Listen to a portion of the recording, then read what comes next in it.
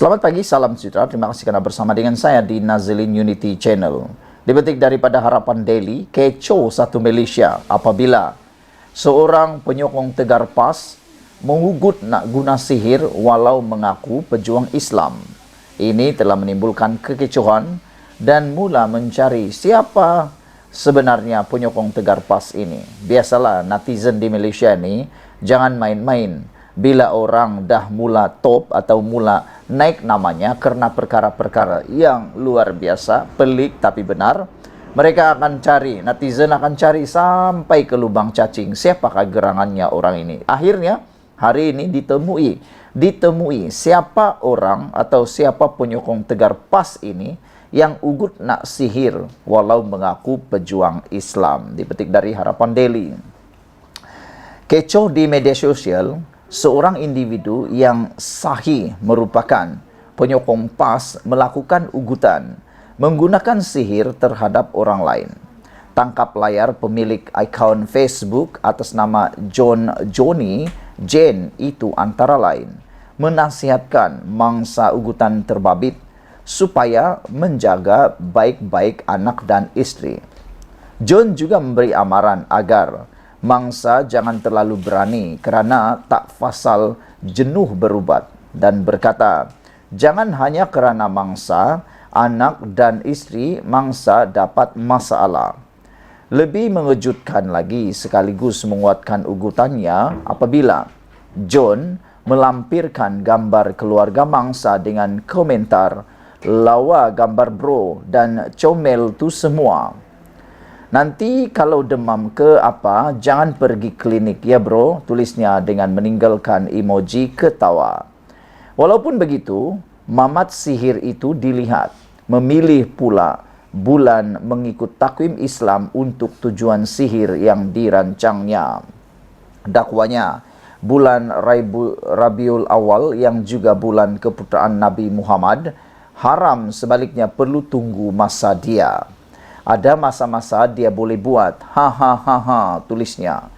Dia juga mengulangi ugutannya dengan mengaitkan gambar keluarga mangsa yang dimuat naik atau dimuat turun dari media sosial itu. Okeylah bro, nak print gambar dulu. Simpan, siap-siap.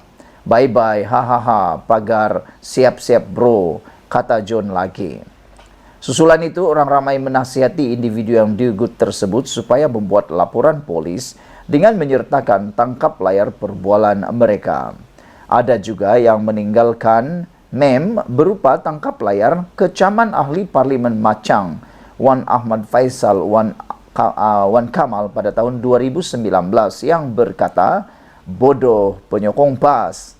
Sementara itu, semakan Harapan Daily di akaun Facebook, Johnny Jane juga mendapati lelaki itu dilihat begitu obses menyerang dan memfitnah Perdana Menteri Datuk Seri Anwar Ibrahim. Saudara-saudara sekalian, walau macam manapun anda meminati seseorang maupun parti politik, janganlah sampai menggunakan ugutan dan sihir seperti ini. Meskipun mungkin ini satu perkara yang hanya untuk gurauan, menakut-nakutkan, provokasi, namun ianya mengganggu hak ketentraman hidup seseorang. Dan ingat, silap sikit mungkin akan menyebabkan anda meringkuk dalam penjara gara-gara mengganggu ketentraman hidup seseorang. Berpolitik juga, tapi berhati-hati, awas. Sekian dulu untuk kali ini. Jangan lupa tinggalkan komen anda, sila tekan butang subscribe. Malaysia kita punya, kita jaga sama-sama, cintai Malaysiaku. Bye-bye. Selamat pagi, salam sejahtera. Terima kasih kerana bersama dengan saya di Nazilin Unity Channel. Ini satu kebenaran yang harus anda share kepada ramai orang. Ini berkaitan dengan beras yang mana sekarang ini menjadi begitu kontroversi dan menjadi buah mulut di mana-mana. Ada yang memfitnah, ada yang bercakap benar, ada juga yang tak tahu apa-apa, ikut cerita saja, dan yang lebih teruk lagi, ada yang tak tahu apa-apa pun menyebarkan berita yang dia tak tahu langsung kebenarannya dan dia pun tak tahu apa ceritanya, terus saja share.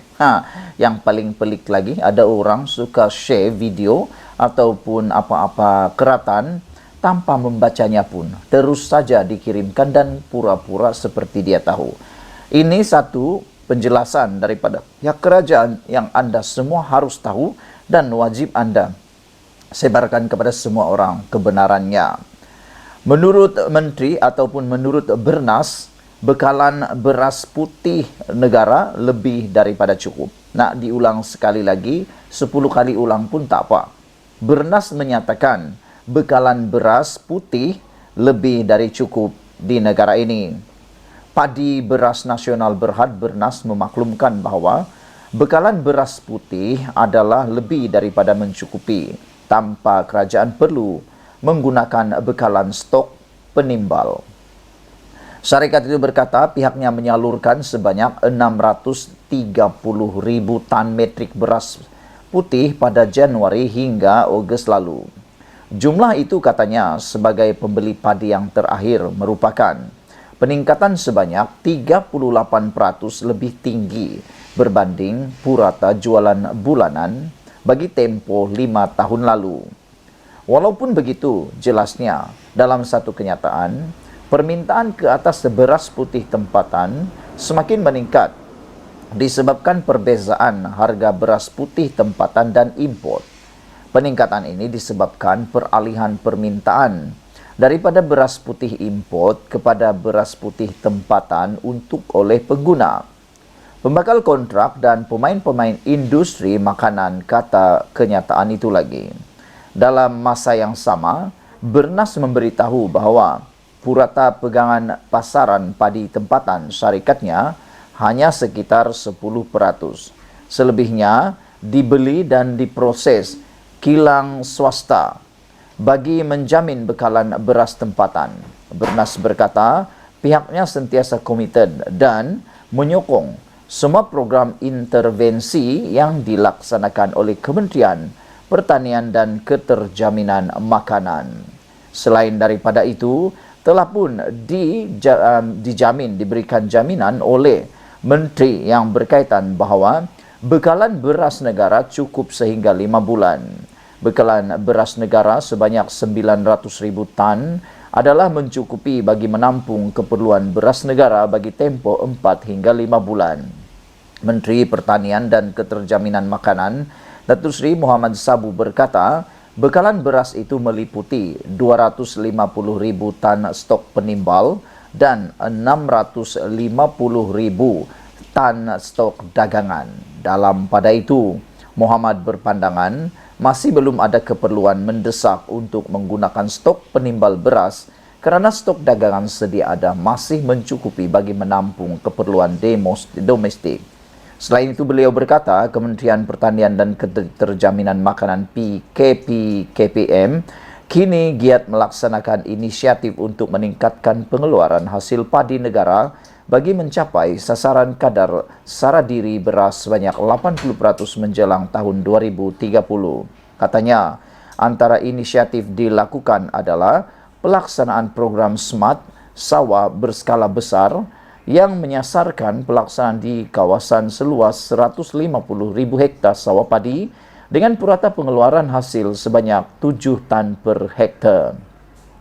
Program ini dilaksanakan berdasarkan kepada 4 model, iaitu model Smart SBB Padi Putih, Smart SBB Padi Wangi, Smart SBB Asnaf, dan Smart SBB Mini Skinchan.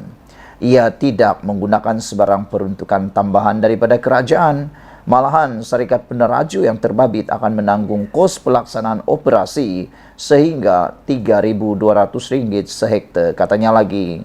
Beliau berkata demikian ketika menggulung perbahasan usul kajian separuh penggal rancangan Malaysia ke-15 di Parlimen semalam. Sekian dulu untuk kali ini. Jangan lupa tinggalkan komen anda. Sila tekan butang subscribe. Malaysia kita punya. Kita jaga sama-sama. Cintai Malaysiaku. Bye-bye. Selamat pagi. Salam sejahtera. Terima kasih kerana bersama dengan saya di Nazilin Unity Channel. Khairi Jamaluddin kali ini tersilap langkah. Khairi Jamaluddin kali ini tersilap hujah. Khairi Jamaluddin KJ kali ini tersilap fakta. Disangka apa yang dicadangkan oleh Khairi Jamaluddin semuanya hebat, semuanya baik. Tapi rupa-rupanya ada juga hikmah atau ada juga fakta, cadangan, saranan daripada Khairi Jamaluddin yang seakan-akan tak boleh pakai ataupun mungkin tidak boleh dipraktikkan. Baru-baru ini Khairi Jamaluddin mencadangkan bukan saja pencen ahli parlimen yang perlu dihapuskan, tetapi beliau juga membuat satu cadangan, iaitu pencen penjawat awam turut dihapuskan. Ini membawa kepada pelbagai reaksi daripada penjawat awam. Namun demikian, salah satu perkara yang menjadi kesilapan besar Khairi Jamaluddin dalam cadangan itu ialah idea tersebut, yaitu menghapuskan pencen penjawat awam, hanya akan menjadikan bekerja dengan kerajaan tidak lagi diminati, ataupun pekerjaan dalam sektor awam, yaitu yakni bekerja dengan kerajaan, tidak akan diminati oleh sesiapa lagi. Karena saya berpendapat ramai orang yang berminat bekerja dalam sektor kerajaan kerana pertama, jaminan pekerjaan tersebut. Kedua, jaminan gaji yang memang tiada masalah kerana kerajaan yang membayar. Dan yang paling penting lagi ialah inisiatif atau insentif pencen yang diberikan oleh pihak kerajaan. Ini menarik perhatian ramai orang, ramai ibu bapa menyarankan atau menggalakkan diri sendiri ataupun ahli keluarga untuk menjadi penjawat awam kerana adanya pencen tersebut. Tetapi kalau pencen itu dihapuskan, maka ini akan menjadikan pekerjaan dengan kerajaan tidak lagi akan diminati. Dan ramai orang yang tak akan kerja, yang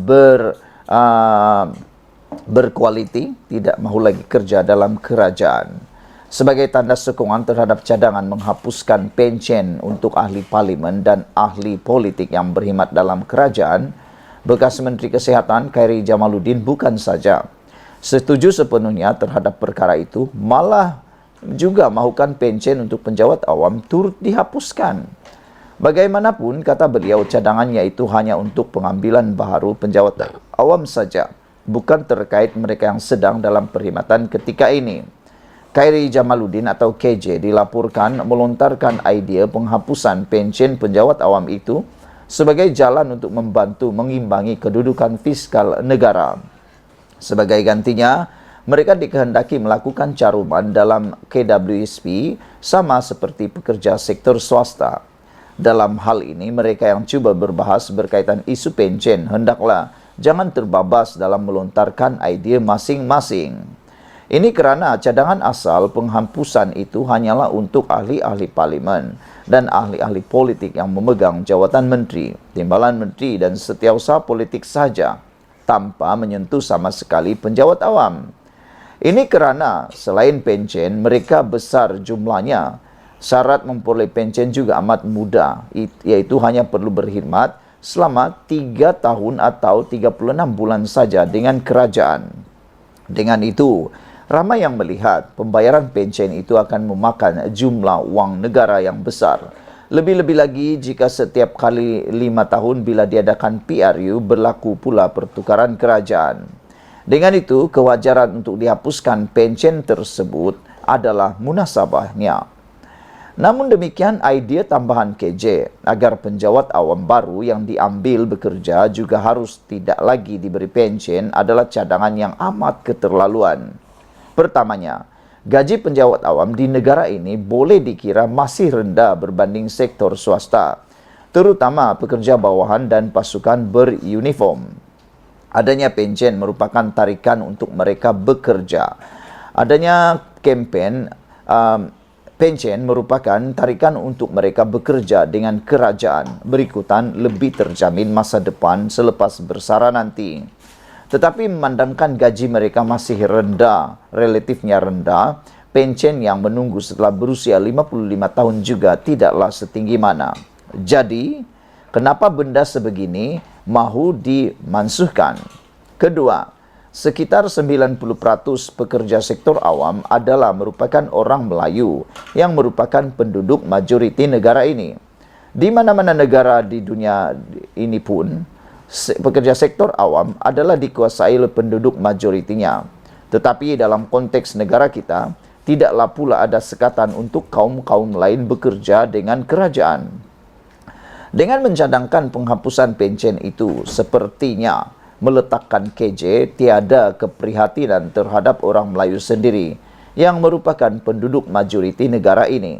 Ketiga, dengan tiada lagi pencen bagi sektor awam, ini sekaligus menjadikan bekerja dengan kerajaan bukan lagi suatu yang menarik untuk diceburi. Sudahlah, gaji lebih rendah berbanding sektor swasta, kemudian pencen pula dihapuskan. Siapa akhirnya mahu bekerja dengan kerajaan? Kecuali jika kerajaan mahu menawarkan skim gaji yang setaraf dengan sektor swasta, barulah minat itu mampu diwujudkan kembali. Soalnya, mampukah kerajaan menggubal gaji yang tinggi itu, dan tidak mungkinkah jika ia dilakukan, kosnya barangkali lebih tinggi berbanding membayar pencen? Ditulis oleh sabudinhusin.com. Sekian untuk kali ini. Jangan lupa tinggalkan komen Anda. Sila tekan butang subscribe. Malaysia kita punya, kita jaga sama-sama, cintai Malaysiaku. Bye-bye.